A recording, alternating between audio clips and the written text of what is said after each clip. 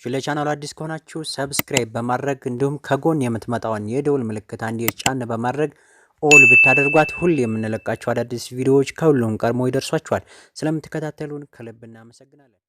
ሰላም ጤና ይስጥልኝ የተከበራችሁ ክቡራን ዩቲዩብ ቻናል ቤተሰቦች የሰዓቱን አጫጭር ዜናዎች አስደምጣችኋለሁ። እስከ ፍጻሜው አብረን እንቆይ። ክቡራን አድማጮች በቅድሚያ ግን ይህን ቪዲዮ ላይክ እና ለጓደኞቻችሁ ሼር እንድታደርጉ ጠይቃለሁ። በዜና ዘገባ የሶስት ያክል መረጃዎችን የማጋራችሁ ሲሆን በቀዳሚነት የምናየው ጠቅላይ ሚኒስትር ዶክተር አብይ አህመድ ለግለሰቦችና ለድርጅቶች ከፍ ያለ ምስጋናን አቅርበዋል። ዝርዝር ዜናውን አስደምጣችኋለሁ። በሁለተኛነት የምናየው ጠቅላይ ሚኒስትር ዶክተር አብይ አህመድ ከዶክተር ቴድሮስ አድሃኖም ጋር ስለ ኮሮና ቫይረስ በስልክ ውይይት አድርገዋል። በመጨረሻነት የምናየው ደግሞ በነገው ዕለት በአዲስ አበባ በሚገኙ 13 ዋና ዋና መንገዶች ላይ የጸረ ተህዋሲ መድኃኒት ርጭት እንደሚካሄድ መረጃ ወጥቷል። እነዚህንና ከኮሮና ቫይረስ ጋር ተያይዘው እስካሁን ደቂቃ ድረስ የወጡ ዓለም አቀፍ ትኩስ መረጃዎችን የማደርሳችሁ ይሆናል። እስከ ፍጻሜው አብሮነታችሁ አይለይ። ክቡራን በቀዳሚነት ወደምናየው መረጃ እናልፋለን። ጠቅላይ ሚኒስትር ዶክተር አብይ አህመድ የኮሮና ቫይረስን ለመከላከል የቀረበውን ጥሪ በመቀበል ምላሽ ለሰጡ ወገኖች ምስጋና አቅርበዋል። ጠቅላይ ሚኒስትር ዶክተር አብይ አህመድ መንግስት የኮሮና ቫይረስ ስርጭትን ለመከላከል ያቀረበውን ጥሪ ተቀብሎ ባለፉት ቀናት ደግነትና ልግስናቸውን ያሳዩ ኢትዮጵያውያንን አመስግነዋል። ጠቅላይ ሚኒስትሩ ከ100 ኩንታል የሚበልጥ ጤፍ ከለገሱ አርሶ አደሮች ጀምሮ የንግድ ህንፃዎቻቸውንና ቤቶቻቸውን ለለይቶ መከታተያ እንዲሆን ያቀረቡ ነጋዴዎችና ባለሀብቶችን፣ መኪናዎቻቸውን ለአገልግሎት ያመጡ ግለሰቦችን፣ ብዛት ያለው የምግብ ድጋፍ ያደረጉ ንቁ ወጣቶችን ተሳትፏቸውን በተግባር አሳይተዋል ነው ያሉት። በዚህም አስቸጋሪ ጊዜ የተለገሰው የደግነት ስራ ብርታት እንዲሁም አዎንታዊና ገንቢ ተሳትፎ የሚመሰገን መሆኑን ጠቅላይ ሚኒስትር ዶክተር አብይ አህመድ በትዊተር ገጻቸው ላይ አስፍረዋል። አድማጮች ጠቅላይ ሚኒስትር ዶክተር አብይ አህመድ ከሳምንት በፊት የተለያዩ ግለሰቦችና ድርጅቶች በበጎ አድራጎት እንዲሳተፉና የኮሮና ቫይረስን ለመከላከል ርብርብ እንዲያደርጉ ጥሪ አቅርበው ነበር። ያንን ጥሪም በመከተል እንግዲህ አርሶ አደሮች ከ100 ኩንታል የሚበልጥ ጤፍ ድጋፍ አድርገዋል። ባለሀብቶች ደግሞ የንግድ ህንፃዎቻቸውንና ቤቶቻቸውን ለለይቶ መከታተያ ምናልባት በኮሮና ቫይረስ የሚያዙ ሰዎች ቁጥር ከፍ ቢል የለይቶ ማከሚያ ቦታ እጥረት ሊፈጠር ስለሚችል ህንፃዎቻቸውንና ቤቶቻቸውን ለለይቶ ማቆያ እንዲሆን ያበረከቱ ባለሀብቶችም አሉ። ከዛ ጋር በተያያዘ እንግዲህ መኪናዎቻቸውንም በተለይ የኮሮና ቫይረስ ስርጭትን ለመግታት ለሚያስፈልጉ እንቅስቃሴዎች የሰርቪስ አገልግሎት እንዲሰጥ መኪናዎቻቸውንም ድጋፍ ያደረጉ ባለሀብቶች አሉ። እነሱን በአጠቃላይ ጠቅላይ ሚኒስትር ዶክተር አብይ አህመድ ምስጋናቸውን አቅርበዋል ማለት ነው። ክቡራን አድማጮች በሁለተኛነት ወደምናየው መረጃ ስናልፍ ክቡራን አድማጮች ጠቅላይ ሚኒስትር ዶክተር አብይ አህመድ የዓለም ጤና ድርጅት ዋና ዳይሬክተር ከሆኑት ከዶክተር ቴድሮስ አድሃኖም ጋር በስልክ ተወያይተዋል። ትናንት ከዶክተር ቴድሮስ አድሃኖም ጋር በነበራቸው የስልክ ውይይት ስለ ኮሮና ቫይረስን ለመከላከል አህጉራችን ስለሚያስፈልጋት ወሳኝ ድጋፍም ተነጋግረዋል። ዶክተር ቴድሮስ አድሃኖምና የዓለም ጤና ድርጅት ሰራተኞችን በእንደዚህ አስቸጋሪ ጊዜያት ስላሳዩት ብቁ አመራርና ከመላ ዓለም ጎን በአጋርነት ስለመቆማቸው እንዲሁም ለኢትዮጵያ ብሎም ለአፍሪካ ስለሚያደርጉት ድጋፍ ምስጋናቸውን አቅርበዋል። ጠቅላይ ሚኒስትር ዶክተር አብይ አህመድ ከአፍሪካ ጋር በተያያዘም በአፍሪካ አህጉር እንግዲህ የኮሮና ቫይረስ ስርጭትን ለመግታት መደረግ ስላለባቸው እርምጃዎች እንዲሁ ከዶክተር ቴድሮስ አድሃኖም ጋር መወያየታቸውን ነው በትዊተር ገጻቸው ላይ ያሰፈሩት ዶክተር አብይ አህመድ። በሶስተኛነት ወደምናየው መረጃ ስናልፍ ክቡራን አድማጮች በነገው ዕለት በአዲስ አበባ በሚገኙ 13 ዋና ዋና መንገዶች ላይ የጸረ ተህዋሲያን መድኃኒት ርጭት እንደሚካሄድ ተገልጿል። በአዲስ አበባ በሚገኙ 13 ዋና ዋና መንገዶች ላይ የጸረ ተህዋሲ መድኃኒት ርጭት እንደሚያደርግ የአዲስ አበባ የመንገዶች ባለስልጣን አስታውቋል። የባለስልጣኑ ዋና ዳይሬክተር ኢንጂነር ሞገስ ጥበቡ በሰጡት መግለጫ በነገው ዕለት በከተማዋ ዋና ዋና ተብለው በተለዩ 13 መንገዶች ላይ ዲስኢንፌክት የማድረግ ስራ ይከናወናልም ብለዋል። በዚህም መሰረት 41 ኪሎ ሜትር የሚሸፍኑት ተከታታይ መንገዶች የጸረ ተህዋሲ መድኃኒት ርጭት ይደረግባቸዋልም ብለዋል። ከዚሁ ጋር በተያያዘ በነገው ዕለት የጸረ ተህዋሲን ርጭት የሚደረግባቸው መንገዶች ዝርዝር ይፋ ሆኗል። ከመስቀል አደባባይ ቦሌ፣ ከመስቀል አደባባይ ጦር ኃይሎች፣ ከመስቀል አደባባይ 6 ኪሎ፣ ከመስቀል አደባባይ ጎተራ፣ ከጎተራ ሳሪስ፣ ከመስቀል አደባባይ መገናኛ፣ ከብሔራዊ ሜክሲኮ፣ ከሱፐርማርኬት ካሳንቺስ፣ ከካሳንቺስ ራይል፣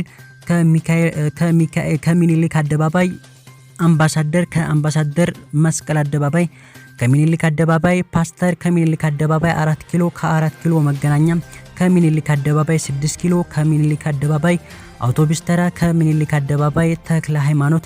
በዚህ ስራ ሳቢያ የተጠቀሱት መንገዶች ከጧቱ 2 ሰዓት እስከ 6 ሰዓት ድረስ ለአገልግሎት ዝግ እንደሚሆኑ ኢንጂነር ሞገስ አስታውቋል። ክቡራን አድማጮች እንግዲህ በነገው ዕለት 13 የሚሆኑ የአዲስ አበባ ዋና ዋና መንገዶች ዝግ ይሆናሉ ከ2 ሰዓት እስከ 6 ሰዓት ድረስ። ይህም ርጭት የሚደረገው የኮሮና ቫይረስ ስርጭትን ለመቀነስ ነው። ክቡራን አድማጮች ከዚሁ ጋር በተያያዘ እስካሁን ደቂቃ ድረስ የዓለም ጤና ድርጅት ያወጣው አዳዲስ መረጃ አሉ። እነሱን የማካፍላችሁ ይሆናል። እስካሁን ደቂቃ ድረስ 645606 የሚደርሱ ሰዎች በቫይረሱ እንደተያዙ የዓለም ጤና ድርጅት ሪፖርት ያሳያል።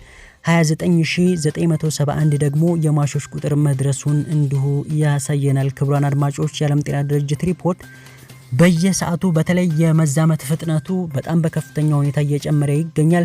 ከዚሁ መካከል 139552 የሚደርሱ ሰዎች ደግሞ ከበሽታው ማገገም እንደቻሉ ነው መረጃው የሚያሳየው። ክቡራን አድማጮች እስካሁን ደቂቃ ድረስ በዓለማችን ላይ 199 የሚደርሱ ሀገሮችን አዳርሷል። በተለይ በአሜሪካ በከፍተኛ ሁኔታ እየተስፋፋ እየተዛመተ ይገኛል። በዛሬው ዕለት እንኳን እስከ ቀኑ 6 ሰዓት ድረስ ማለት ነው 104,000 ሰዎች ነበሩ በቫይረሱ የተያዙት። አሁን ላይ የሚያሳየው መረጃ ግን 116,057 ደርሰዋል በቫይረሱ የተያዙ ማለት ነው። አሜሪካ ከዓለማችን ቀዳሚ ሆናለች ማለት ነው። ከፍተኛ የበሽታ ተጠቂ አገር በመሆን ከዚሁ ጋር በተያያዘ የሟች ቁጥር በአሜሪካ 1937 ደርሷል። በጣሊያን በበሽታ የተያዙ ሰዎች 92472 ደርሷል። እንግዲህ በጣም እየጨመረ ነው ያለው። ጣሊያን እንግዲህ 10023 ደርሷል የሟች ቁጥር ማለት ነው። ከዓለማችን ከፍተኛ የሞት ቁጥርን ያስመዘገበች ሀገር ጣሊያን ናት። በጣሊያን የሟቾች ቁጥር ወደ 10,000 ከፍ ብሏል። እጅግ በጣም በአሳዛኝ ሁኔታ እየተስፋፋ እና እየተዛመተ ይገኛል። በሶስተኛነት የተቀመጠችው ቻይና ናት። ቻይና 81391 የሚደርሱ ሰዎች በቫይረሱ ተይዘዋል። ከዚህ መካከል 3295 ሰዎች ደግሞ ህይወታቸው አልፏል ማለት ነው። በቻይና እንግዲህ በሁለት ሳምንት ውስጥ ከ1000 በላይ ሰው አላስመዘገበችም። በከፍተኛ ሁኔታ መቆጣጠር ችለዋል። የመዛመት ፍጥነቱንም የሟች ቁጥሩንም መቆጣጠር ችለዋል ቻይናዎች ማለት ነው። በአራተኛ ላይ የምናገኛት ስፔን ናት። ስፔን 72248 የሚደርሱ ሰዎችን በኮሮና ቫይረስ እንደተያዙ ሪፖርት አድርጋለች። 5812 የሚደርሱ ሰዎች ደግሞ ሞት ተመዝግቧል ማለት ነው።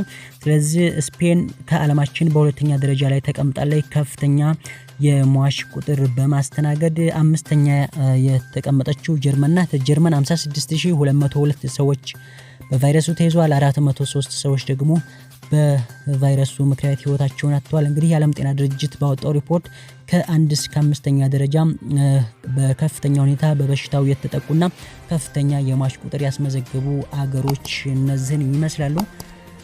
ወደ ሀገራችን ስንመጣ በኢትዮጵያ እንግዲህ በዛሬው ዕለት የኢትዮጵያ ጤና ጥበቃ ሚኒስቴር በሰጠው መግለጫ መሰረት አንድ ሰው ከበሽታው እንዳገገመ ተገልጿል።